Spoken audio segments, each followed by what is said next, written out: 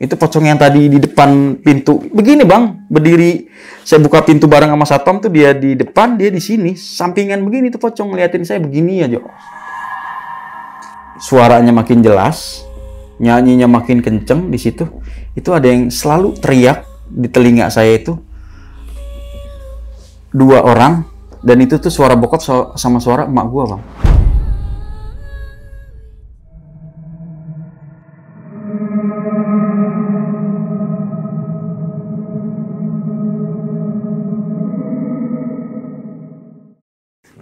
Assalamualaikum warahmatullahi wabarakatuh. Balik lagi bersama gue Nardi di obrolan tengah malam. Makin malam, semakin seram.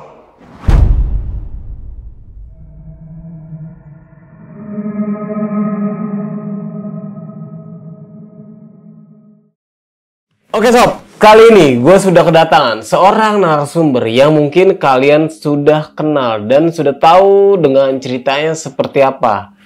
Penasaran dengan siapa narasumbernya? Langsung aja kita sapa. Selamat malam, Bang Sony. Bang, apa kabar Bang? Alhamdulillah sehat bang. Alhamdulillah. Bang Sony datang dan hadir kembali ke studio obrolan tengah malam ini untuk menceritakan sebuah pengalaman nih Bang.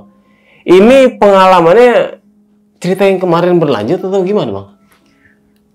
Enggak, lebih ke background saya yang dulu nih bang. Perjalanan saya yang dulu. Oh berarti ada nih ya? Ya, banyak. Oke. Bang, cerita lu yang kemarin tuh sebenarnya ada lanjutannya nggak sih? Kalau bisa dibilang ada lanjutan, alhamdulillah sampai sekarang nih kehidupan gue udah normal-normal aja nih bang. Udah kagak ada tuh gangguan-gangguannya. Ya cuman seminggu sekali atau apa gue datang ke makam emak gitu aja doain. Kemudian tempat bokap juga walaupun agak jauh gitu. Udah itu aja sih bang. Okay. Cuman yang namanya kayak yang mereka itu dalam hati tuh masih kayak yang ada tempat tersendiri nih. Gitu loh.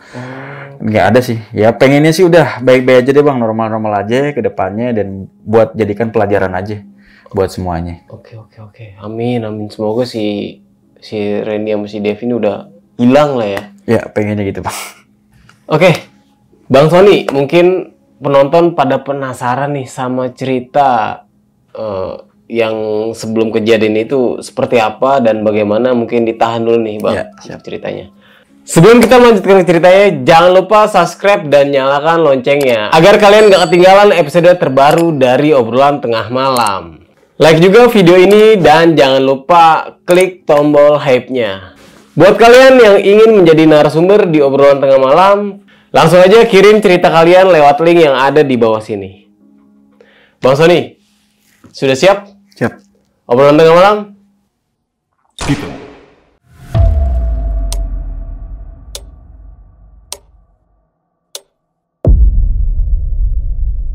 Oke, Bang Sony datang ke studio obrolan tengah malam ini untuk menceritakan pengalaman lu nih ya. Dan gue baru tahu ternyata sebelum kejadian ini lu ada beberapa pengalaman nih. Iya. Oke, gimana tuh cerita lengkapnya? Silakan Bang. Oke. Jadi background saya itu dulunya tuh bang nakal banget bang. Gue tuh anak nakal banget deh pokoknya. Sebelum emak gue nggak ada, bapak gue nggak ada tuh gue orang yang nggak pernah nurut sama orang tua. Terlebih ke emak. Makanya kan pas kejadian kemarin itu emak udah nggak ada, saya tuh nyeselnya luar biasa. Gue tuh tipikal orang yang introvert sebenarnya. Cuman kalau dalam hal keseharian, kemudian lingkungan, ke temen, wah gue bisa dibilang tuh paling gila. Tapi kalau udah menyangkut keluarga, wah pasti nggak bisa deh gue untuk diem. Yang namanya tawuran, yang namanya obat, namanya perempuan, itu jalur sana, jalurnya gue sama pribadi gue sendiri. Itu nggak hilang dari kenakalan itu. Sampai waktu itu bokap masih ada. Jadi bokap itu bisa dibilang orang yang keras banget. Sama gue itu keras bang. Jangankan sama gue nih, sama emak gue juga keras. Karena memang bisa dibilang bokap ini didikannya itu keras, tapi terlatih, apa ya bahasanya, tertata. Jadi di mana gue nakal sedikit pun itu udah bukan lagi omongan, tapi tangan atau kaki yang melayang. Jadi pada saat gue kemarin itu kehilangan emak, Itu kayaknya tuh memoriam tentang bokap itu ingat semua tuh bang. Jadi gue tuh dulu dimasukin di sekolah farmasi bang. Farmasi. Tentang yang berhubungan sama obat. Tadinya ini mereka ribut nih bang antara emak gue sama bokap. Pada saat mereka masih ada ya. Kalau emak gue pengennya tuh gue jadi sarjana. Tapi di sarjana waktu itu bilangnya ekonomi. Gak usah deh muluk-muluk, ekonomi aja udah cukup, lo udah bagus son gitu. Cuman kan bokap gue nggak bisa nih. Dia tipikal yang keras. Dia mau cari duit gimana aja caranya biar gue jadi dokter. Nah, dimasukin lah gue pada saat waktu itu di SMK farmasi. Jadi di situ tuh bang, gue ngerasa kayak apaan sih gue harus nurutin semua kemauan orang tua gue gitu. Terlebih ke bokap. Yang dikit-dikit kalau gue salah aja udah bukan ngegamparin, tendang, udah bener. Makanya kenapa bisa dibilang gue ini orang yang dalam ngambil tindakan ini benar-benar dipilih secara matang dulu. Sama seperti bokap. Jadi udah mateng, baru gue jalan. Begitupun bokap. Udah mateng nih, udah nggak bisa. Lu harus sekolah di sini. Ya udah, gue masuk tuh bang sekolah itu. Sampai bisa dibilang itu gue sama nyokap itu ribut bang. Sama mak tuh gue ribut. Karena nggak pengen tuh sebenarnya. Mak gimana ya, Sony kagak pengen sekolah kayak gini apaan sih? Megang obat ini segala macem. Saya bang ya, yang namanya obat atau ke puskesmas atau ke klinik gitu, itu nggak pernah mau saya. Gue nggak pernah mau bang. Tapi mak tuh ngasih omongan yang halus gitu, yang enak didengar daripada bokap. Udah, lu iyain aja. Ntar kalau misalkan lu jadi beneran siapa yang bangga? Mak juga kan. Iya. Wah di situ tuh gue luluh tuh bang. Mak gue ngomong begitu. Oh ya juga ya udah.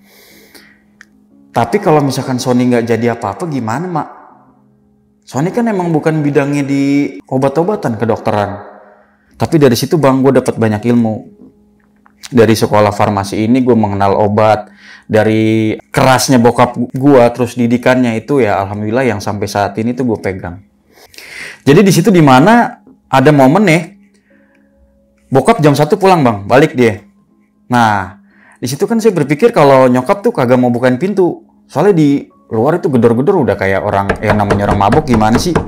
Saya juga berpikir waktu itu gua kagak berani bukain pintu bokap. Padahal saya juga setengah jam lalu tuh baru masuk bang ke rumah saya tuh. Cuman kan saya tahu nih emak naruh kunci di mana gitu kan. Nah kalau bokap emang sengaja dikunci dari dalam. Jadi saya masukin dulu kunci baru saya masuk. Tapi kalau bokap nggak pernah tahu. Jadi yang tahu kunci itu cuma saya. Karena dikasih tahu tuh sama emak nih. Takutnya bentrok begitu sama bokap. Alhamdulillahnya gua udah sampai kamar. Bokap nyampe teriak-teriak nyebut nama gua bang. Son, lu keluar lo sini lo. Lu tadi habis dari mana? Gemeteran bang badan saya bang. Badan gua gemeter. Lu dari mana lu tadi? Lu habis mabuk ya sama si ini. Ada kali 1, 2, 3, 4 cewek disebutin semua. Dan itu 4 cewek itu emang setongkrongan sama gua bang. Lu tadi bawa anaknya Pak RT ya? Si Hilmi. Ini si Hilmi tadi lu apain nih katanya? Sampai buka baju segala macem. Waduh. Perasaan gue dalam hati tadi mikir gue kagak ngapa-ngapain dia gitu. Maksudnya dalam arti gini loh, gue kan juga emang minum ya bang ya. Cuman gue masih dalam batas sadar. Jadi nggak orang mabok yang semabok-mabok itu gue nggak gitu loh. Jadi cuman paling senang-senang di tongkrongan doang gitu. Dia bubar ya kita bubar. Nah bokap begitu, itu nggak dibukain bang sama nyokap. Saya ngendep-ngendep masuk ke kamar emak. Wah gemeteran deh badan saya deh. Mak, itu bapak kenapa? Marah-marah di depan kayak gitu. Lo tadi habis ngapain, Son? Demi Allah kagak ngapa-ngapain. Badan saya gemeter, Bang. Di situ, Bang. Lo yang bener, Son. Ngomong yang bener. Bener, Mak. Demi Allah, Son kagak ngapa-ngapain. Itu bokap lo marah-marah kayak gitu nyebutin cewek semua. Iya, cuman Son kagak ngapa-ngapain, Mak. Gue sampai kayak yang kayak bener-bener meluk emak gitu, ngumpet kayak anak kecil layaknya anak kecil tuh. Emak ke depan, gue ngumpet di belakang ini nih, Bang, hordeng. Di kamar emak tuh, gue ngumpet di bawah hordeng yang blow on banget kan kelihatan kaki tuh, ya kan? Masuk dibuka tuh pintu sama emak, kagak ada Sony, kagak ada. Lu kenapa sih Pak? Mana tuh anak? Kurang ajar, bukan sekolah yang bener. Mana tuh anak? Cari tuh bang muter ke kamar emak, ke kamar gue. Ya kelihatan kaki gue di situ, cuman kagak lihat bokap. Nggak tahu karena pengaruh minum, nggak tahu emang dia lagi emosi, nggak kelihatan tuh bang. Waduh, deg-degannya tuh luar biasa gue bang. Cuman di situ yang gue pikirin tuh satu, bokap itu kalau bener-bener udah itu bisa habis dah pokoknya badan gue bang, digebukinnya. Gue masih inget nih, Ini tangan bekas bolong nih bang. Kenapa? Nih kalau kelihatan di kamera nih, ini tangan 2 bekas bolong nih. Jadi bokap tuh andalannya tuh jadi kayak ada gesper, nah gespernya tuh ada pakunya bang. Nih dicambuk gue nih tuh. Ini bekas yang sampai sekarang nih. Bekas tuh kalau kelihatan nih. Tuh 2 ini, 2 bekas. Ini gue inget banget nih. Jadi tangan gue wah ngucur darah waktu itu tuh gue bikin kesalahan. Gue takutnya udah bukan tangan lagi tapi badan gitu ya. Udah dipegang bang gesper itu sama bokap tuh. Mana tuh anak tuh kurang ajar tuh. Anaknya PRT diapain? Wah udah takutnya bukan main deh gue bang. Alhamdulillahnya emang ngomong ngademin, udah sih Pak, apaan sih? Kagak ada si Sony lagi main dari tadi belum pulang. Oh kan malah belum pulang. Dia balik abis tuh anak sama gua. Kagak usah sekolah lagi. Gua abisin, gua bunuh tuh anak. Gua sampai digituin, Bang. Padahal gua cuma ngumpet di belakang hordeng itu. Dengan badan yang gemeteran. Wah, satu badan itu udah keringet dingin semua isinya. Ngademin, Ma bilang udah ada apa, dijelasin semua, kagak ada Sony, kagak ada, baru deh. Bokap gue ngomong pelan, tapi ngomongnya di depan, kagak di kamar. Kalau di kamar, wah, mungkin bisa ketahuan bang, kaki gue. Orang cuma kelihatan kaki doang kok di bawah hordeng. Ngomong tuh sama mak, nangis bokap gue bang. Jadi ada obrolan di mana, gue tuh pengen lo jadi dokter Son.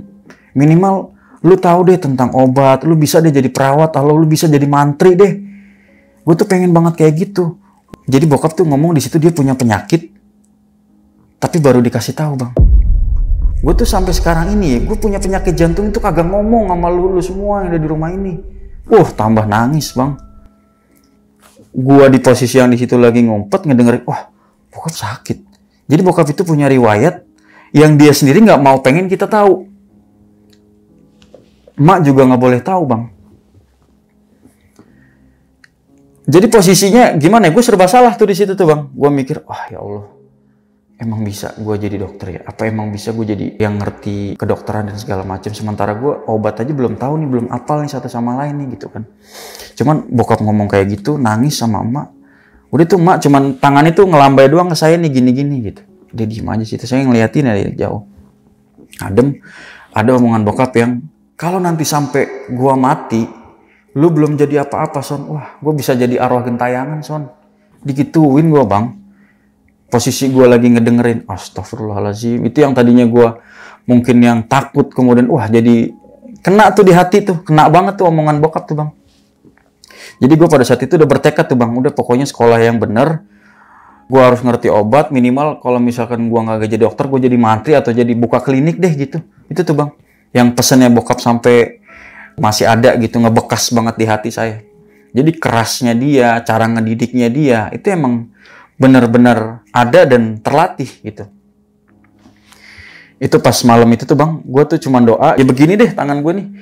Ya Allah, kalau emang ini yang emang ditakdirkan buat saya, buat bapak nih, kemudian buat emak, tolong ya Allah bukain pintunya. Gimana caranya nih, gue ini orang biasa nih, bisa nih ngerti sama bidang kedokteran atau obat-obatan. Udah tuh bang. Gue masih di situ tuh bang, alhamdulillahnya bokap ke kamar mandi kan. Kamar mandi, nah ada di mana gue bisa balik kamar tuh bang. Wah gue nangis tuh bang di kamar bang.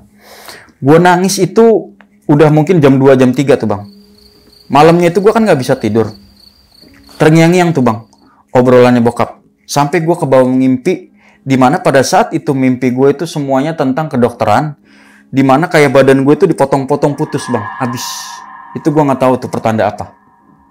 Jadi di dalam mimpi itu, gue tuh kayak dipotong badannya semua, habis. Itu ngeri banget mimpinya. Real seperti asli yang gue rasain itu. Jadi kayak dicoba bahan percobaan sama orang. Jadi dipotong, habis. Gak ada rasa. Karena kan bisa dibilang waktu itu disuntik kali ya. Karena kan di mimpi gue itu ada 1, 2 orang sepasang cowok cewek. Jadi kayak kalau gue boleh gambarin di sini, badan gue diikat di borgol di tempat alas tidur kedokteran. Nah di situ dibius tuh bang, dibiusnya 2 kanan kiri, dipegang, itu langsung tuh bang. Kalau gue ngebayangin kayak di film-film itu beneran kayak di film tuh bang. Itu pada saat gue tidur tuh, dipotong bang, dibelah badan, ceger itu pisaunya tajamnya bukan main, karena tulang itu langsung kepotong. Itu di mimpi tuh bang, gua nggak tahu itu pertandanya apa. Itu pas pada saat gue bangun siang itu bang, karena kan gue jadi bilang bandel banget gue. Gue bangun siang, badan itu gemeteran, panas dingin bang, langsung sakit tuh gue. Itu gue nggak berani cerita ke siapa-siapa tentang mimpi itu. Nah sampai akhirnya gue fokus di sekolah farmasi tuh bang. Ada waktu itu gue dikasih 1, 2, 3 contoh obat. Ini gue udah di waktu itu di puskesmas dulu bang. Magangnya gue di puskesmas tuh. Ada 3 obat. 1 warna biru, 1 warna putih gede, 1 warna kuning. Nah, jadi senior gue ngasih tahu kalau 3 obat itu diminum langsung, itu jangankan lu dibor, dibolongin, ditembak aja badan lu nggak kerasa. Maksudnya kebal? Kebal. Jadi kan gue berpikir, apa ini ngimpi gue yang dulu ada sangkut pautnya nggak sih sama ini gitu kan. Gue kan berpikirnya kayak gitu, cuman kan masa gue mau ngetes badan gue dipotong kan nggak mungkin. Itu kan buat obat kedokteran. Selama gue di situ 1 minggu bang, magang itu, di puskesmas kecil dah pokoknya. Dan itu jarang warga mau datang ke situ tuh bisa dibilang tuh nggak ada bang yang mau. Karena puskesmasnya kecil, dan orang itu kalau taunya ke situ itu puskesmas paling nggak bisa diandelin. Itu gue di situ bang, malam. Itu yang namanya kalau bisa dibilang bang, ular lewat, terus pocong, kuntilanak, itu makanan gue setiap hari bang. Pasti bang. Gue diliatin sama semuanya. Nih, yang kejadian yang paling aneh tuh gini. Gue lagi milihin obat paracetamol. Paracetamol kan ada yang cair ya, ada yang tablet juga tuh. Sama obat satu lagi, obat apa tuh waktu itu warna putih bubuk. Itu gue lagi misahin bang, karena kan posisi sendirian. Saya posisi sendirian. Jadi waktu itu saya berdua sama teman, cuman dia di depan. Jadi yang di ruangan farmasi tentang obat, satu ruangan itu obat semua. Itu saya tebang sendirian. Jadi lagi misahin obat bang. Misahin obat kan bener-bener fokus bang. Salah dikit kita harus ngulang. Jadi pakai sarung tangan. Di telinga saya itu nyanyi kayak nyanyian suara cewek, bahasanya bahasa Jawa. Di telinga nih, sebelah kiri. Saya inget banget itu suaranya. Jadi di sebelah kiri itu nyanyian. Cuman kan saya bilang tadi, saya lagi fokus bang. Nggak bisa nih, saya nengok dikit aja nih tumpah. Gitu loh, saya nengok dikit ini tumpah.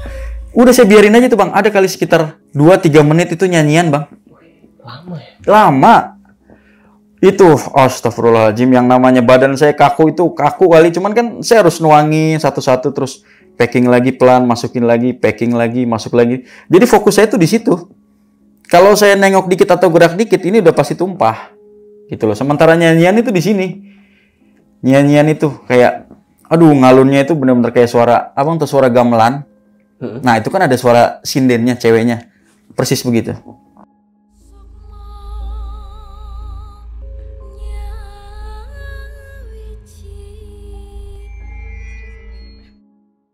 Nggak lama dari situ kan udah dong selesai. Saya yang namanya istighfar, yang namanya baca doa sebisa saya deh. Itu kan posisi AC ya, ruangan AC ya. Jadi maksud saya tuh mustahil kalau saya diliatin yang begituan. Bener dong? Saya pikir cuman saya lihat ke sebelah sana, nggak tahu nih. Mata gue tuh ngeliat ke sebelah sana bang. Jadi tumpukan-tumpukan buku, rak-rak buku, buku-buku kedokteran. Nah obatnya kan sebelah sini. Itu di situ tuh gini bang. Astagfirullahaladzim ya Allah. Ada satu celah segini nih. Paling celahnya cuma 20 cm deh. Itu mata bang. Mata doang, bulet. Jadi mata gimana sih? Mata dari jauh gitu ngeliatin. Penasaran dong. Saya dong. Itu saya deketin bang. Gue kayak yang berani atau nggak berani nih. Jadi gue maju. Mata itu nggak kedip sama sekali bang. Cuman fokus. Mata, satu mata. Di situ. Posisinya satu mata, jadi kelihatan banget itu jelas itu mata. Gue deketin sampai kurang lebih ada sejengkal lagi, gue nggak berani bang, karena itu beneran mata. Yang mata yang nggak kedip, yang cuman ngeliatin begitu doang. Logikanya gini, astagfirullahaladzim, gue masih inget banget itu. Kalau itu buku itu gue cabut, pasti ada sosok yang lain bang di situnya, karena cuma satu yang kelihatan mata itu. Saya cuma nyampe situ, untung temen langsung ngegedor bang dari depan. Son, itu langsung. Yang tadinya gue panik, yang tadinya mungkin gak bisa gerak, badan gue itu langsung kayak tenang tuh bang. Astagfirullahaladzim. Gue lihat lagi ke situ, itu udah gak ada apa-apa. Jadi tumpukan buku tuh rapat bang. hilang itu kayak hilang yang tadi kan ada rongga, itu hilang bang, rongganya kagak ada. Gua tarik temen gue, lu lihat ada mata nggak di sini? Dikeplak pala gue bang. Mana ada sih di sini yang begituan? Lu cari deh. Tadi gue serius gue lihat mata di situ kagak ada. Lu nggak usah aneh-aneh Son. Ini tuh puskesmas kecil, lo nggak usah yang ya gue bilang bukan masalah puskesmas kecil kagaknya, cuman gue dari tadi tuh di kuping kiri gue tuh gue ngerasa kayak ada cewek nyanyi, suara gamelan, terus di sini ada mata. Udah gantian deh, lu yang di depan deh, gue yang di sini deh. Ya udah deh, syukur deh kalau gitu. Jadi gue ke depan tuh bang, gue bagian jaga yang depan. Jadi kalau depan kan cuman ngapalin tentang rumus-rumus nama-nama badan, kemudian penyakit-penyakit. Jadi gue ke depan, dia bagian obatnya ke dalam. Gue ke depan lebih ngeri lagi bang. Itu kan patung-patung badan bang. Patung-patung badan itu semua. Jadi gue masuk ke ruangan itu, pindah sama-sama sendirian. Dia ke sini, dia ke pengobatan, gue yang di situ. Otomatis saya masih inget dong yang tadi tentang suara cewek nyanyi, kemudian yang mata. Abang tahu dong yang patung yang di sininya tuh bagian organ tubuh kan? Itu kan matanya kan juga kelihatan di dalam ya. Gue kan ngingetin yang tadi tuh bang. Sampai gue kayak nggak berani tuh bang megang, sampai gue tutupin bang itu patung. Saking gue ngelihat yang tadinya. Gue di situ, gue duduk dulu tuh bang. Gue duduk, gue amatin sudut satu persatu. Saking takutnya diliatin mata itu tadi.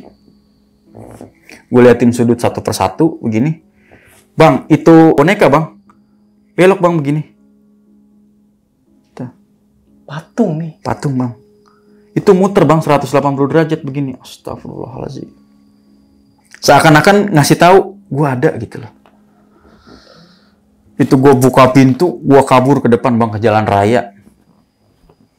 Muter bang gini belok.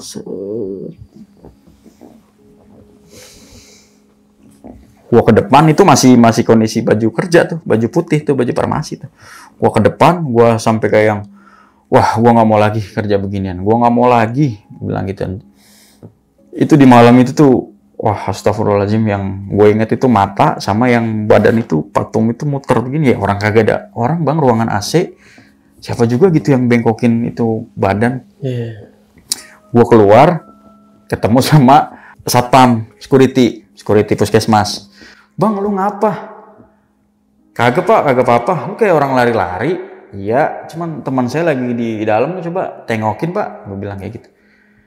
Ini udah mau subuh lu, kenapa keluar? Bentar lagi kan lu jam 6 pulang. Iya, ntar jam 6 keluar nunggu dokter jaga. Saya bilang kan. Ya udah masuk lagi kan, masih ada, ntar takutnya CCTV tahu lu keluar gitu kan, karena kan nggak boleh bang. Jadi gue masuk lagi tuh bang, gue masuk kan, gue minta anterin tuh untungnya sama satpam tadi. Tuh nggak bang, pas lu masuk itu kan ruangannya kan jadi kayak yang pintunya kan kebuka bareng gitu berdua ya. Pintu puskesmas kan berdua buka bareng tuh, jadi bukan yang cuma satu. Bunyi kan tuh, gitu kan. Itu dalam hati gue udah dak-dik-duk aja tuh bang. Pas kebuka bang. Itu teman saya itu lagi di depan pintu, sebelahnya pocong bang. Sebelahnya pocong. Itu cuman gua doang yang lihat. Gua lari lagi ke depan bang. Itu tuh di malam itu tuh gua tahu mungkin hari sialnya gua tuh. Itu nggak ada yang lihat. Teman gua sampai satpam tadi bilang, lu kenapa sih dari tadi kayak orang kesurupan tuh. Badan gemeter, gua bilang si Fahmi, Mi, tadi sebelah lu pocong Mi. Gua bilang, lu gila, lu dari tadi aneh-aneh, lu minum obat ya? Demi Allah, gue bilang. Tadi tuh sebelah lu pocong di situ. Makanya kan gue bilang saya nggak berani ke situ tuh. Jadi isinya tuh kayak yang setan semua tuh di puskesmas itu tuh bang. Sampai gue kayak mutusin udah, gue ngomong bokap besok gue berhenti nih sekolah farmasi. Sampai dalam hati gue begitu bang. Cuman itu kan masih jamnya saya magang bang, jamnya saya harus melakukan kewajiban itu, gitu loh. Cuman jadi ya nggak bisa tuh, gue tuh bang berhenti di situ. Udah lu masuk aja, ntar CCTV tahu lu keluar lu kena ini lu SP lu segala macem. Wah itu gue ada perasaan campur aduk bang. Gue bilang kalau ntar di dalam gue pingsan lu ya kenapa-napa ya. Kagak, lu kagak pingsan, badan lu gede gitu, masa lu pingsan lihat setan begituan. Dipaksa masuk gue bang, mau nggak mau. Itu pocong yang tadi di depan pintu begini bang, berdiri. Saya buka pintu bareng sama satpam tuh, dia di depan, dia di sini, sampingan begini tuh pocong ngeliatin saya begini aja. Aduh, well, nggak bisa lupa itu. Ditarik lagi ke dalam di ruangan obat, berdua lah sama si Fahmi. Dalam hati kan udah nyebut doa yang saya bisa tuh bang, yang namanya istighfar, yang namanya doa ayat kursi, udah deh pokoknya saya lafalin semua deh dalam hati saya. Dia cerita begini, si Fahmi ngomong, lo kalau nanti udah kelar nih, bisa nih lo tentang obat semua.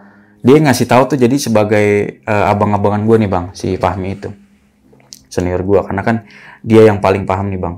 Sebulan, 2 bulan, 3 bulan aja lu udah paham nih tentang ini, bang. Gue tapi dari tadi diliatin yang kagak-kagak bang di sini. Gini ya, Son. Pertama, gue takutnya lu itu cuman kepikiran doang, karena kan gue tahu nih bokap lu ini kan nyuruhnya begini. Cuman kan lu kebawa nih, gue takutnya. Iya bang, tapi beneran bang, tadi di situ ada mata bang, serius. Nah sekarang mana lu lihat? Ada kagak? Iya sih nggak ada bang. Ya udah. Terus bang, tadi samping lu pocong bang. Gue lihat bang. Coba sekarang mana pocongnya? Mana ada kagak? Ya iya sih bang, nggak ada. Ya udah. Ya tapi kan gue lihat bang, gue ngeyakinin si Fahmi itu susah bang. Nggak bisa sama sekali ngeyakinin dia itu. Ya udah, gue di posisi yang kepaksa tuh bang di malam itu tuh. Di malam itu tuh bisa dibilang tuh hari sial saya. Bayangin bang, selama saya ngejalan itu kurang lebih 1 bulan, 1 bulan 1 minggu di puskesmas itu sebelum saya pindah ke rumah sakit. Cuman saya kan nggak sama Fahmi doang, kadang saya sendirian bang. Yang saya biasa temuin itu paling potongan mata itu, yang mata itu selalu ada sama pocong. Itu pasti di puskesmas itu. Sampai bisa dibilang saya udah lepas dari situ, puskesmas itu tuh, itu semua yang diliatin itu tuh sama bang. Dan yang udah orang saya ceritain ke orang, dan orang itu nggak ada yang percaya kalau saya ngeliat itu. Padahal itu jelas, Fahmi, kemudian waktu itu besoknya saya sama si Rangga, itu bentukannya sama bang, pocongnya, matanya itu sama. Cuman mereka nggak ada yang percaya, dan yang diliatin itu gua doang. Ingat yang abah tadi saya bilang ada yang nyanyi itu bang, sepasang cewek cowok. Itu saya lepas dari situ, dari puskesmas tuh bang. Saya pindah ke rumah sakit. Abang ingat, astagfirullahaladzim. Itu suaranya makin jelas, nyanyinya makin kenceng di situ. Itu ada yang selalu teriak di telinga saya itu, 2 orang, dan itu tuh suara bokap sama suara emak gua bang. Suaranya itu suara bokap sama suara emak gua. Sedangkan bokap gua kan masih ada pada waktu itu, emak gua juga masih ada. Masa gua dihantuin sama suara emak dan bokap gua? Kan nggak mungkin gitu loh. Itu suaranya tuh menggema selalu, gamelannya tuh di kuping gua bang. Selama pindah dari puskesmas gua ke rumah sakit, itu lebih parah lagi gangguannya bang. Gua udah ngerti nih bang yang namanya obat-obatan tentang paracetamol, mana yang namanya HCN, kemudian L apa tuh waktu itu gua lupa deh, pokoknya nama inisial depannya. Gua pindah di rumah sakit tuh bang. Kan waktu itu ada momen sedih bang. Jadi bokap gue itu udah ini nih bang, jantungnya udah parah. Jadi dibawa ke rumah sakit. Waktu itu yang magang itu bukan saya. Kondisi yang jaga magang itu bukan saya, tapi si Fahmi, senior saya tuh yang waktu di puskesmas. Dia di sana ngabarin saya waktu itu saya lagi main tuh bang, lagi nggak di rumah, karena waktu itu bukan bagian jaga saya magang pada malam itu cuma bang Fahmi tuh. Ditelepon lah, Son, ini bokap lu lagi kritis nih di rumah sakit, jantungnya kambuh, lu bisa datang nggak ke sini? Wah, perasaan saya campur aduk tuh bang. 2 jam perjalanan saya. Karena saya waktu itu lagi kalau nggak salah, seingat saya lagi di Kerawang tuh bang. Dari Kerawang ke rumah sakit yang ada Fahmi sama bokap saya bang. Mak saya udah nangis, udah saya datang ke situ, bokap cuman di tempat tidur, cuman yang kayak napasnya udah susah. Jadi napasnya udah susah, terus kepala saya tuh ditarik bang, dia tuh mau ngebisikin sesuatu. Saya ditarik, dibisikin bang, saya sama bokap. Suaranya tuh persis suara yang kemarin saya dengerin bang. Itu suara bokap gua sama ada gamelannya bang. Jadi ini nanti gua akan jelasin lagi. Pada saat bokap gua ngomong itu gini bang ngomongnya. Lu harus jadi orang. Lu harus baca doa tentang buat orang tua. Udah itu doang bang, 2 pesan bokap gua. Jadi makanya Abis dari situ nggak lama bokap gue meninggal. Itu di tahun 2017. Bokap gue meninggal. Yang gue sesalin di situ adalah gue nggak magang di saat itu bang. Jadi gue lama banget perjalanan dari Kerawang sampai gue nemuin bokap gue. Nyokap gue udah nangis, udah pasrah gitu kan. 2 pesan itu, kemudian suara yang nggak bisa gue hilangin pada saat itu tuh itu bang, suara itu. Gue nanya sama Bang Fahmi, terus sama dokter yang di situ, dok, ini jantung kenapa? Kemudian gue kan sedikit waktu itu sudah tahu tuh bang tentang kedokteran. Jadi ada kebocoran di jantung yang emang sudah ditahan sama bokap lama, dan obatnya pun bokap itu selalu nyimpen bang di laci, tapi nggak ada yang tahu bang. Gua, nyokap gua itu nggak ada yang tahu bang.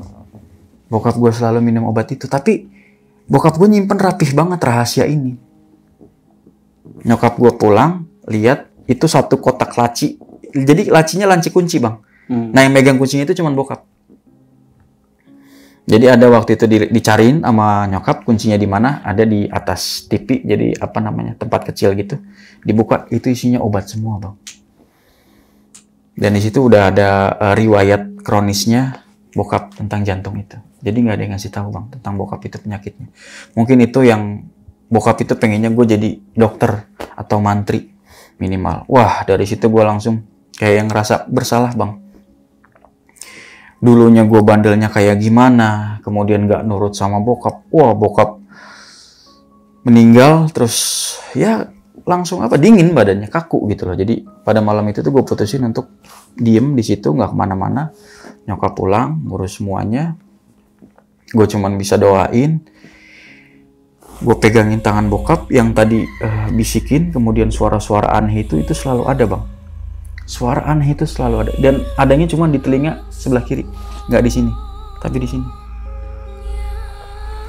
Jadi ada waktu itu, kalau cerita ini nggak kuat sih sebenarnya, cuman bokap bilang gitu. Terus itu gue udah sendirian tuh bang di rumah sakit itu, gue cuma sendirian. Gue minta waktu itu sama dokter pengen paginya harus dimakamin. Jadi gue minta waktu beberapa jam sama bokap, habis sebelum dimandiin ya, kemudian di badan dibersihin semua. Itu tuh gue kayak di malam itu, situasi ruangan itu aneh bang, sunyi, sepi, suara gamelan itu makin kenceng satu ruangan bang.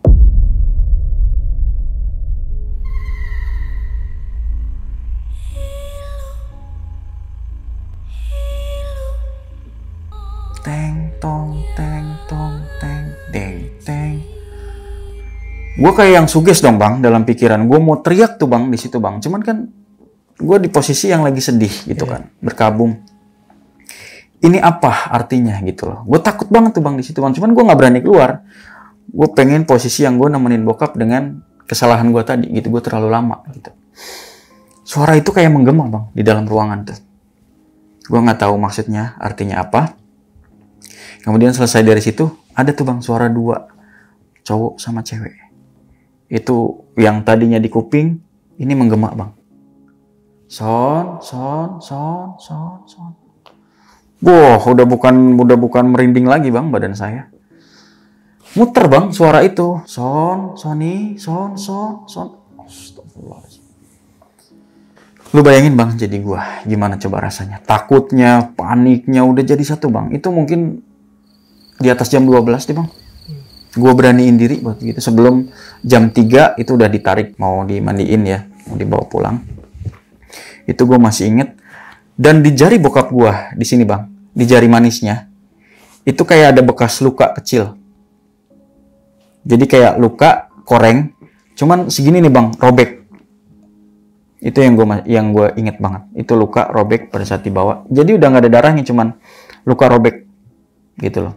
Jadi yang gue inget kan pada saat gue dulu dipotong-potong tuh bang, ingatan gue langsung di situ tuh bang, apa ini ada kaitannya gitu sama itu. Itu bertanya-tanya tuh bang. Pada saat paginya warga datang terus ngumpul, teman-temannya lah semuanya kan nangis lah segala macem. Kan dimakamin nggak jauh dari rumah saya bang. dimakamin nggak jauh dari rumah saya. Ada satu temannya bokap itu bisa dibilang CS banget bang, CS bokap banget itu.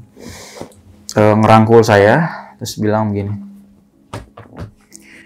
yang kuat ya Son, bokap lu tuh benar-benar perjuangannya buat lu.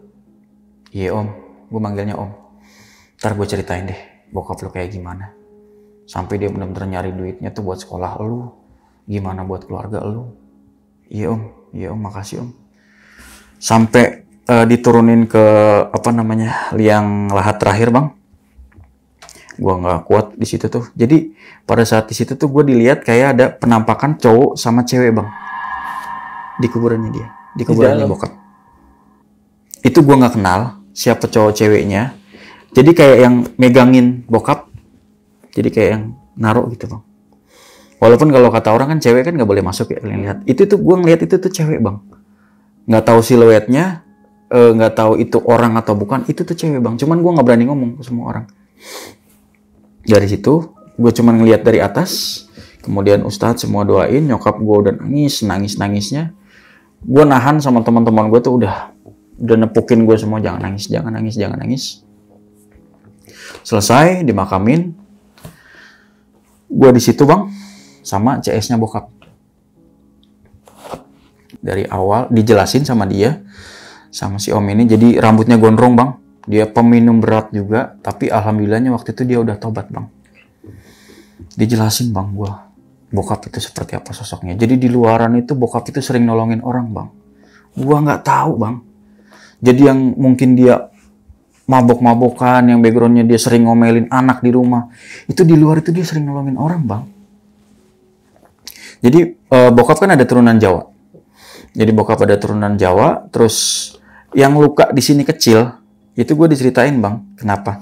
Jadi dia tuh dulu punya cincin, nah cincinnya itu ditarik sama temennya, dan itu cincin jimat bang, jimatnya bokap. Dan waktu itu bilang gini, lu kalau nanti seandainya lu didatengin dua sepasang cowok cewek atau lu dengerin suara Jawa, saya langsung kaget dong. Itu tuh ada hubungannya sama bokap lu. Dulu bokap lu itu pengen ngewarisin cincin itu sama lu. Jadi cincin itu nempel bang. Ditarik sama temennya dia, sampai sekarang itu temennya udah nggak tahu ngilang kemana. Itu yang tadinya pengen dikasih buat lu. Jadi yang tentang kebal, tentang harta, tentang wanita, itu cincinnya itu ada sama bokap lu dulu. Cuman makanya kenapa gue udah tobat, bokap lu juga udah tobat sekarang, yang alhamdulillahnya udah baik-baik aja nih gitu meninggalnya, kagak gimana-gimana. Mungkin kalau lu dari kemarin lu dapet firasat atau diliatin hal yang aneh, itu dari bokap. Wah, gue keinget semua bang, yang dari kemarin gue diliatin. Berarti ada kaitannya ini sama bokap. Gue dalam hati tuh bang ngomong, om, makasih banget, om udah bukain apa yang saya nggak tahu. Jadi kan gue dulu nilai bokap gue tuh bukan orang yang baik. Tapi ternyata gue dengar dari orang lain, ternyata bokap gue itu sering nolongin orang. Berarti berbeda nih gitu loh. Yang tadinya mungkin dalam artian gue nggak mau doain, wah gue jadi pengen penyesalan yang paling panjang tuh di situ tuh. Gue ngedoainnya udah nggak ada putus waktu itu bang. Wah itu saya nangisnya, kemudian udah lu sabar, lu balik, lu benahin hidup lu jaga emak lu. Di situ tuh bang. Posisi gue bener-bener yang namanya magang tentang obat, tentang semua itu tahu semua, itu udah fokus otaknya saya di situ bang, tentang kerjaan semua. Karena gue inget bokap gue ternyata seperti itu, dibalik marahnya dia gitu loh, perjuangannya dia ternyata kayak gitu. Cuman yang diceritain sama si om tadi ini tentang barang jimat lah, itu gue kan sebenarnya nggak percaya bang. Sebelum gue kemarin ada kejadian sama si istri gue si Devi itu, gue udah lupa tuh kejadian sama sekali yang itu. Gue udah ngelupain, gue cuman fokus sama emak gue waktu itu. Jadi sepeninggalnya bokap gue ini, gue pengen jadi orang yang lurus gitu loh, baik-baik aja gitu loh. Sampai akhirnya adalah kejadian tentang si Devi sama Randy ini. Nah dari situ tuh bang, udah tuh gue pulang, kemudian gue nanya sama emak gue, ternyata bapak kayak gitu ya mak. Emak begini, mandangin foto bokap di dinding kan. Emak juga nggak tahu, emak juga baru tahu dari si om.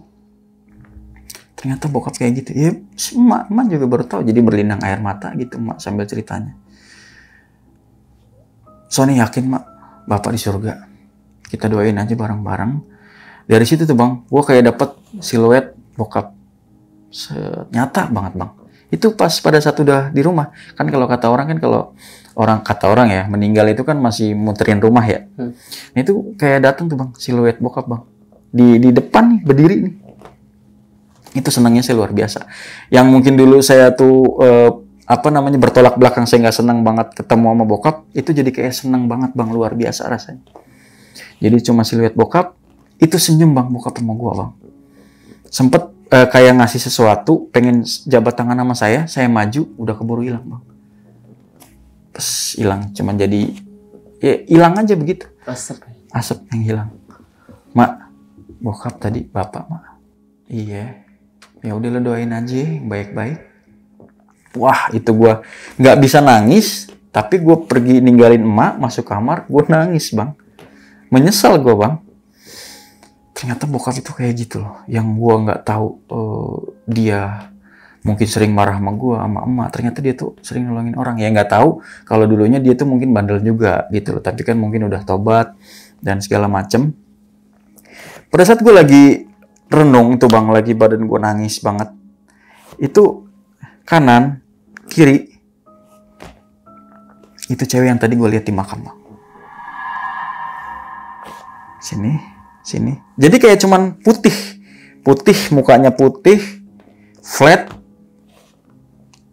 Di depan gue begini bang, dia tangannya ngulur, cincinnya muter depan tangannya bang. Itu cincin bang, cincin, muter gitu cincinnya. Gue nggak berani megang, gue nggak berani ngambil. Gue di posisi yang lagi nangis, terus kemudian diliatin begituan bang. Gue suruh megang kali ya. Yang cuman itu nggak gue ambil bang. Gue kan bingung tuh bang, harus gimana gitu kan. Posisi baru, bokap baru meninggal gitu kan. Terus diliatin begini. Ya itu yang dibilang sama si om tadi. Mungkin kodam cincinnya pengen gue tuh pakai cincin itu. Kecil bang, warnanya kuning. Itu terang banget gitu cincinnya itu. Muter-muter di sini tuh. Jadi kayak mereka tuh narik biar tangan gue tuh make gitu loh kesannya. Cuman gue nggak ambil. Jadi mereka berdua tuh kayak yang mukanya abis itu tuh marah bang sama gue bang. Habis itu marah, nggak lepas dari itu. Itu lama bang momen itu bang. Itu lama tuh. Gue kayak yang dipaksa suruh pakai cincin itu. Gue bangun tuh bang. Set, gue bangun, gue keluar. Hilang tuh mereka bang. Gue nggak tahu cincinnya kemana. Yang sempet gue nggak habis pikir itu emak yang ngomong kayak gini, Son, itu emak di atas sajadah itu kayak nemu cincin, itu cincin elu ya? Enggak mak, buang aja tuh cincin. Karena kan gue berpikir kalau emang omongannya si om waktu itu CS-nya bokap itu bilang kalau itu cincin harus ke gue dan segala macem, sampai sekarang si om itu udah nggak ada bang, udah meninggal juga. Jadi apa ya? Bisa dibilang itu kayak yang sampai sekarang itu masih misteri bang. Sepeninggalnya habis itu bokap terus emak gue juga. Itu cincin itu yang masih selalu ada bisikan-bisikan bang saya bang sampai sekarang ini tentang cincin itu. Dan pengennya bokap itu ke gue gitu loh. Saya dalam hati bersikeras untuk nggak mau ngambil dan pakai cincin itu. Walaupun mungkin kan di telinga saya itu sering dinyanyiin sama suara gamelan, kemudian suara cewek cowok itu saya yakin bang itu pertandanya. Karena yang saya yakini adalah omongan dari si om dulu temennya CS-nya bokap itu. Pengen saya yang dulu ngambil pakai cincin itu. Sementara kan saya pengen udahlah gitu loh. Kalau emang bokap dulu yang ke arahnya ke sana, gue udah nggak pengen gitu loh yang begitu-begituan gitu. Gue cuma pengen udah sekolah yang bener terus ngerawat emak. Udah gitu doang bang.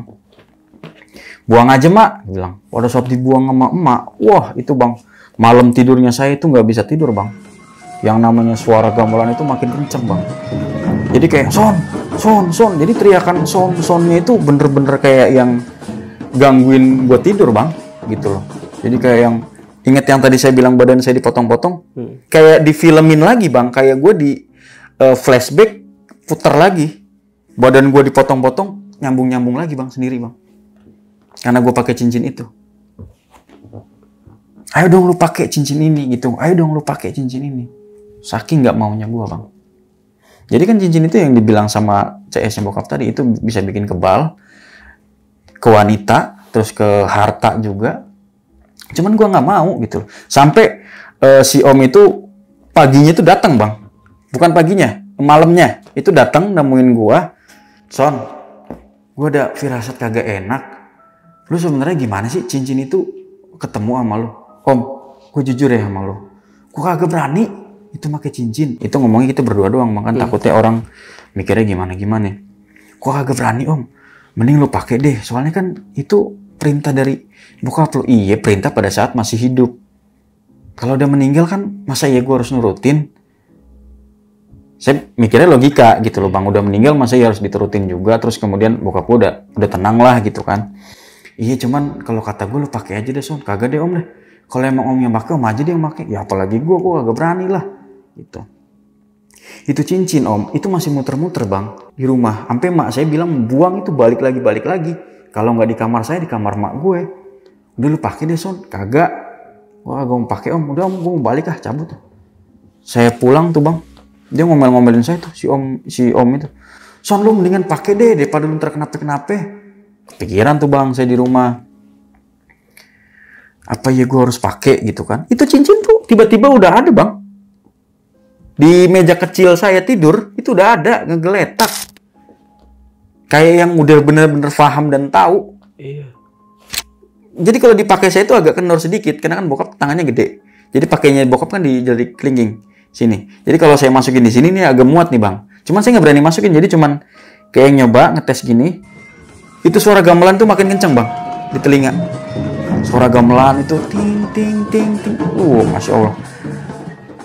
Sampai kayak yang gue baru masukin segini nih bang, ini antara percaya sama enggak. Itu suara bokap gue di telinga kanan bilang jangan Son, jangan. Gue ambil, gue lempar, gue buang.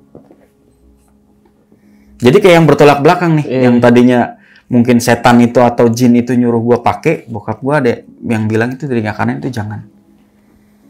Gue keluar, gue langsung kemana bang? Gue langsung nemuin om tadi itu, gue bilang udah nggak ada kan di di pos, biasa ada di pos. Gue cari tuh bang, gue cari saking pengen saya udahan gitu loh diteror sama yang gituan. Om, gue tadi mau pakai itu cincin ada di atas lemari gue. Itu gue mau pakai segini om, demi Allah nih gue bilang. Itu tadi suara bokap ngomong di telinga kanan, itu jangan. Itu bagaimana menurut lo? Sampai gue begitu tuh bang. Malam itu juga tuh. Yang bener lu Son. Iya.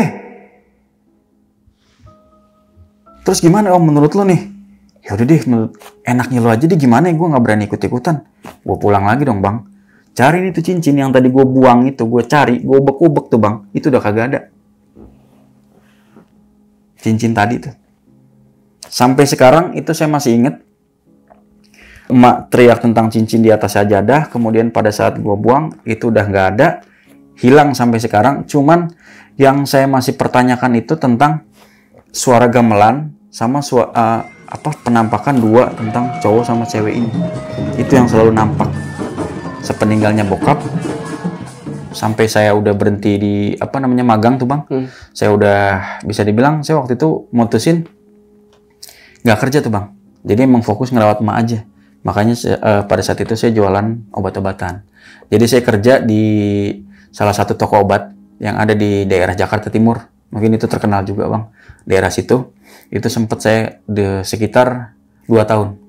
Jadi yang namanya obat dari A sampai Z itu saya alhamdulillah udah tahu semua bang. Jadi di balik itu semua, jadi kalau emak kenapa sakit itu saya udah tahu obatnya. Dan tergolong murah bang obatnya. Kalau misalkan di rumah sakit kan kita kan pastinya kenanya mahal bang. Nah dari situ tuh saya udah tahu tuh ilmunya. Ternyata bokap itu pengen begini bang. Bang, obat jantung itu 1 butir itu ada yang harganya 2 juta bang. Wih, mahal banget ya. 1 butir. Itu kita jual bang.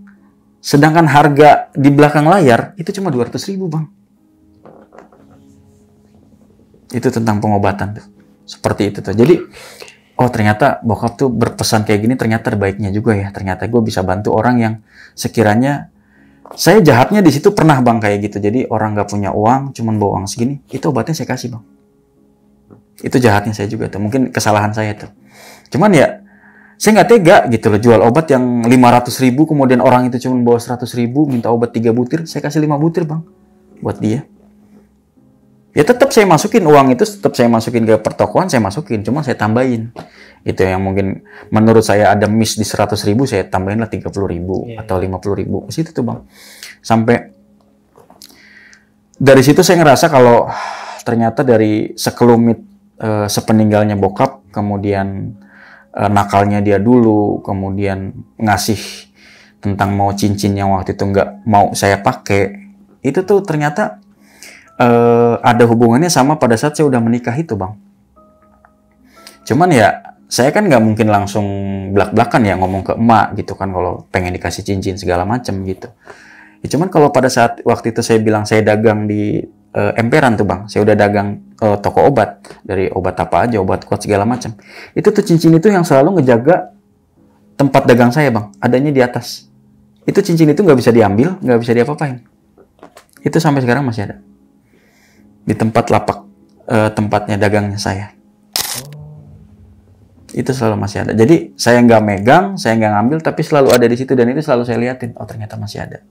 Jadi mungkin bokap itu mau ngasih memberikan ke saya tapi saya nggak mau, kemudian ya udah biarin aja di situ. Itu menurut saya ya, itu yang ya udah itu jadi penjagaan menurut saya, buat penjagaan aja gitu. Tapi ya nggak mau saya pakai juga. Nah jadi udah tuh bang, dari yang semenjak cincin itu nggak mau gua pakai, suara gamelan itu, kemudian suara yang selalu berdenging di telinga kiri itu setiap hari, setiap itu memang selalu ada bang. Cuman udah nggak saya gubris, udah nggak gue pikirin deh bahasanya, udah gitu. Cuman yang gue nggak habis pikir ini tujuan bokap atau tujuan si jin atau setan ini sendiri tuh ngapain naruh di atas? Bukan naruh ya, kayak yang sengaja di atas dagangan gue. Itu tuh gue nggak tahu kenapa, karena mungkin kan bokap waktu itu bilangnya jangan, pada saat gue mau pakai itu ya, kan bilang jangan. Ini kan gue berpikir kalau emang dipakai mungkin yang namanya bilang kebal, kemudian ke perempuan, kemudian ke hal-hal itu kan pasti kan negatif semua bang. Mungkin bokap nggak maunya ke situ, makanya ditaruh di situ mungkin udah bagian dari penjagaannya dia aja. Mungkin gue berpikirnya kayak gitu, karena kan gue nggak nanya ke siapa-siapa bang. Jadi sampai sekarang kalau mau emang lu mau lihat ke sana, gue bisa liatin di sana, di atas. Masih ada kan lapak itu atau kios itu kan jadi kayak yang cuman tempat lapakan besi gitu loh bang. Jadi di atas yang dalamnya isi obat-obatan gitu kan. Jadi di atasnya sini tuh ada tempat, ada space. Nah itu cincinnya di situ. Ada yang ngegeletak di situ. Oke nih, Bang Sony. Berarti ternyata cerita lu ini sebelum peninggalan bokap, ini kalau gue gambarin ada bersangkutannya sama cerita lu yang kemarin nih bang. Kalau gue boleh ini sih mungkin bang, karena kan gue nggak cerita di tentang bokap gue ya kemarinnya. Gue baru cerita tentang backgroundnya gue dan bokap gue ya seperti itu, cerita apa adanya. Oke. Oh ya, dan mohon maaf dulu bang, gue tadi manggil gue lo nih, ntar ngerinya dibully lagi sama penonton. Terus gue ngomong gue juga. Nggak apa-apa, itu kan emang. Oh iya, maaf netizen ya. Dari lahir bang ya. Iya bang. Oke bang, ini tadi tentang almarhum bokap nih bang. Tadi saya tuh denger ini, wah kagum banget sih sama pendirian bokap ini, yang nantinya akan membawa anak itu seperti apa gitu kan. Dan alhamdulillahnya terjadi beneran emang. Iya. Kan bokap juga dulunya itu dalam tanda kutip ya nakal ya. Dan anak itu nggak mau seperti bokap. Benar. Bang Sony ini. Nah, dari kapan sih bokap itu perilakunya seperti itu?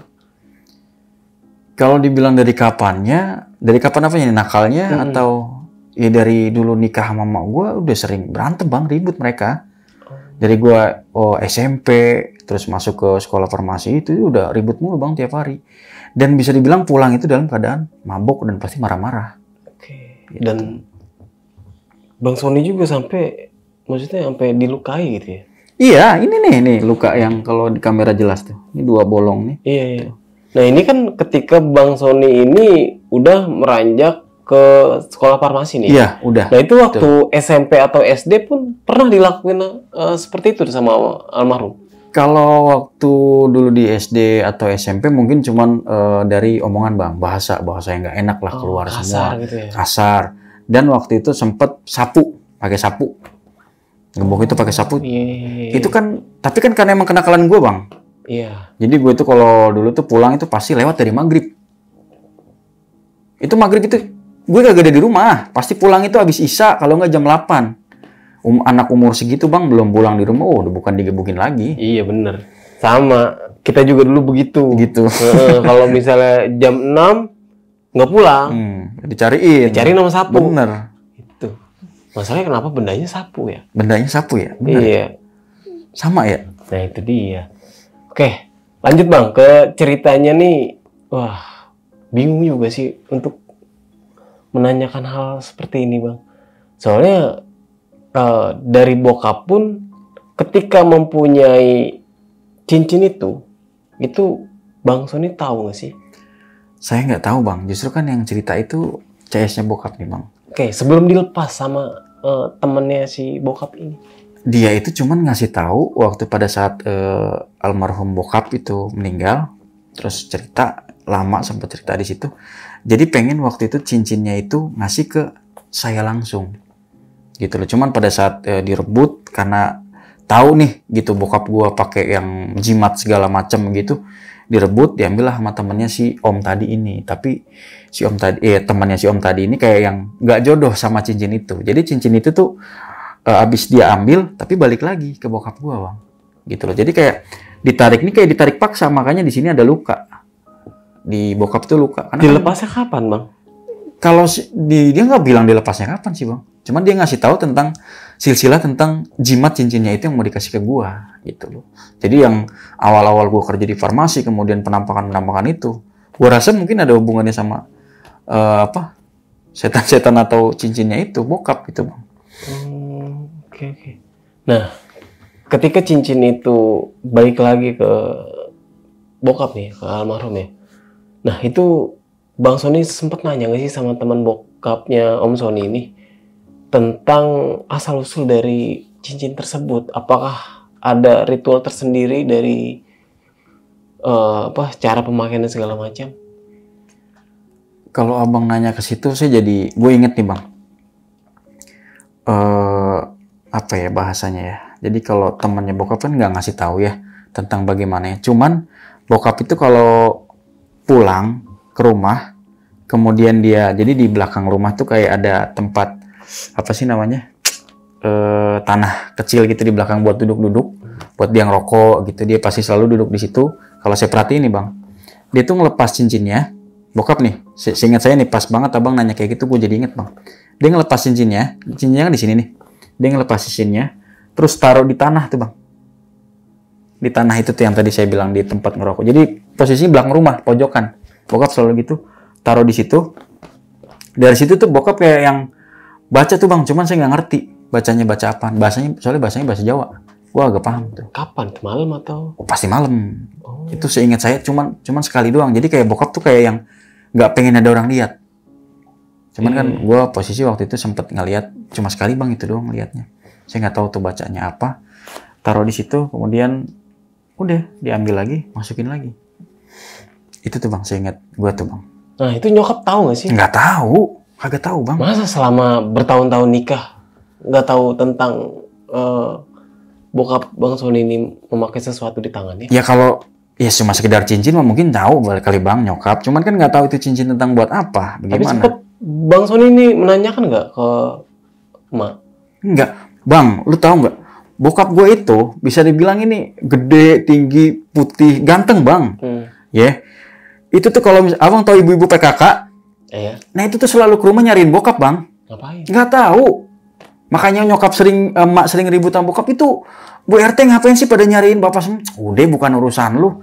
Jadi kayak yang perdebatan kayak gitu tuh, ibu-ibu rumah tangga datang ke rumah nyariin bokap tuh kayak yang mungkin ada hubungan sama cincin itu bang.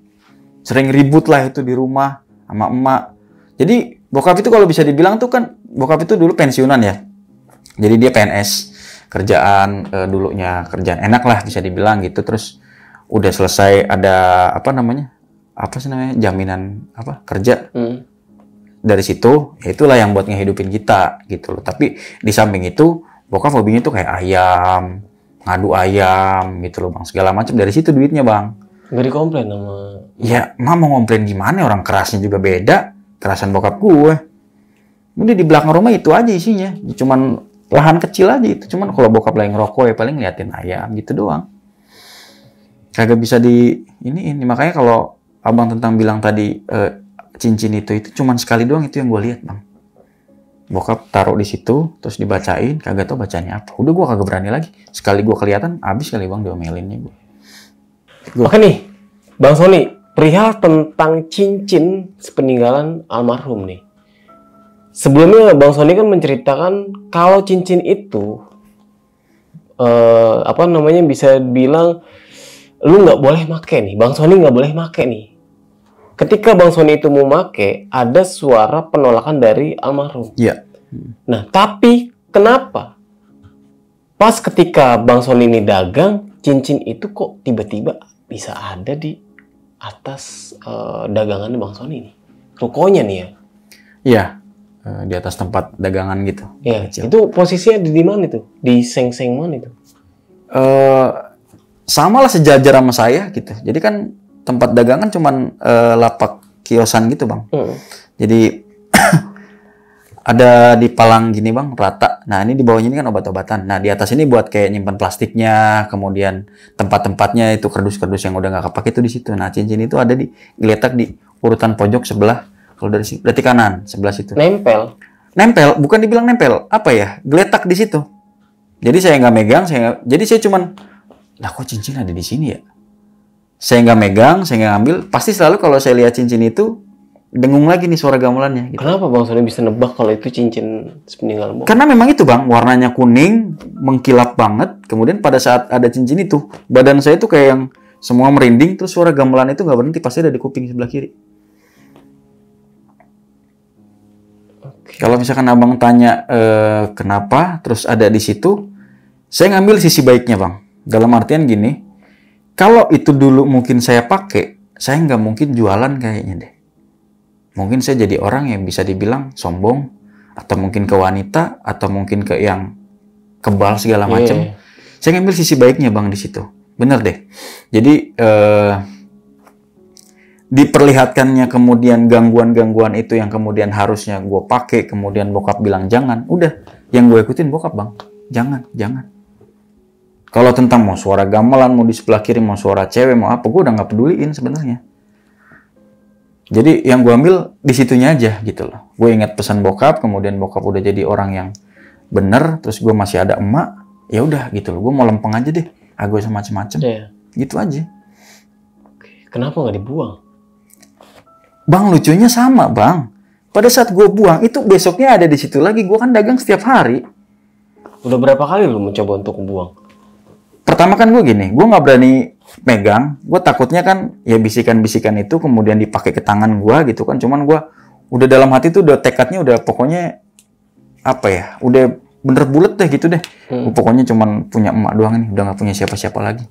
Gue takutnya hidup gue berantakan. Jadi gitu doang. Karena kan gue dulu nakal, bokap juga nakal gitu kan. Walaupun alhamdulillah udah yang baik-baik aja gitu meninggalnya. Tahu bekas bungkus obat yang warna putih itu, yang puyer itu, gue ambil, gue sampai segitunya gue megang ya. Karena gue takut, nggak berani langsung. Itu gue ambil bang, gue pegang gini, gue bungkus bang, bungkus bener-bener bungkus. Sampai kayak yang gue ngucap syahadat tuh bang, bungkusnya, gue buang. Itu kan jalan raya langsung bang. Udah mau keinjek, udah apa, udah. Gue niat aja udah. Nah itu kan udah gitu loh, gue pulang gitu kan. Nah besoknya gue beresin, ngambil plastik, di situ lagi itu cincin. Oke. Udah. Wah, iya sih. Dan sampai sekarang masih ada. Kalau mungkin bisa dibilang sampai sekarang gue mau nengokin dagangan tentang lapak gue, pasti gue jamin masih ada. Tapi lapaknya sekarang masih ada, udah ada yang tempatin?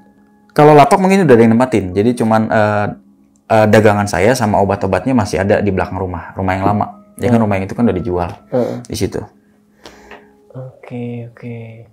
Oke, Bang Sony, sekali lagi terima kasih nih Siap, Bang. sudah mau hadir dan mau membagikan sebuah kisah ini sebelum kejadian yang kemarin lu menceritakan itu ya, Bang ya. Iya. Ternyata kalau misalnya saya inget-inget nih sebenarnya masih ada sangkut pautnya sih, Bang.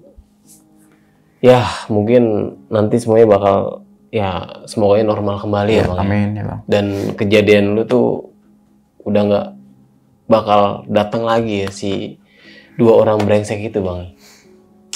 Oke, Bang, sekali lagi terima kasih, Bang. Bang, sebelum mengakhiri cerita Bang Sony pada malam kali ini, punya pesan-pesan nih buat teman-teman yang nonton kisah Bang Sony pada malam kali ini. Silakan, Bang.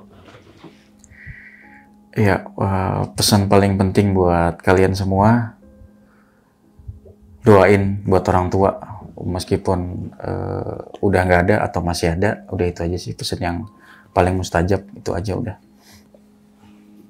Udah itu aja. Itu aja, Bang. Oke, mungkin itu aja. Gua Nardi pamit undur diri. Sampai jumpa di video-video selanjutnya. Wassalamualaikum warahmatullahi wabarakatuh.